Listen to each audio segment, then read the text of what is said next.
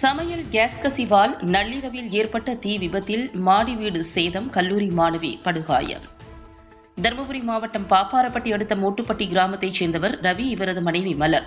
இவர்கள் இருவரும் கட்டிட வேலைக்காக பெங்களூரில் வசித்து வருகின்றனர். இவர்களுக்கு 2 மகள்கள் மற்றும் ஒரு மகன் உள்ளனர்.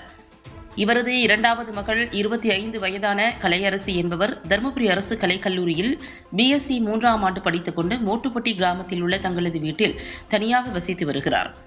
நேற்றிரவு வழக்கம்போல் கல்லூரிக்கு சென்றுவிட்டு வீட்டிற்கு வந்தவர் இரவு சமையல் செய்துவிட்டு வீட்டு கேஸ் அடுப்பின் சுவிட்சை ஆஃப் செய்யாமல் தூங்கியுள்ளார்.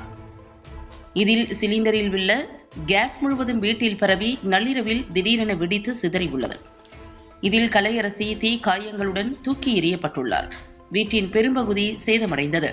அருகில் இருந்த ஓட்டு வீட்டின் சில பகுதிகளும் சேதமடைந்தன. இதுகுறித்து அக்கம் பக்கத்தினர் பாலக்கோடு தீயணைப்பு துறையினருக்கு தகவல் தெரிவித்தனர்.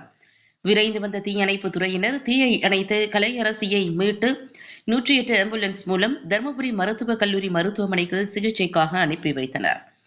பின்னர் மேல் சிகிச்சைக்காக சேலம் தனியார் மருத்துவமனைக்கு அனுப்பி வைக்கப்பட்டார். இந்த தீ விபத்தில் வீட்டில் இருந்த துணிமணிகள், மளிகை பொருட்கள், கட்டில், பீரோ என அனைத்து பொருட்களும் எரிந்து சாம்பலாகின. இச்சம்பவம் குறித்து பாப்பாரப்பட்டி போலீசார் வழக்கு பதிவு செய்து விபத்து குறித்தும் சேதமான பொருட்கள் குறித்தும் விசாரித்து வருகின்றனர்.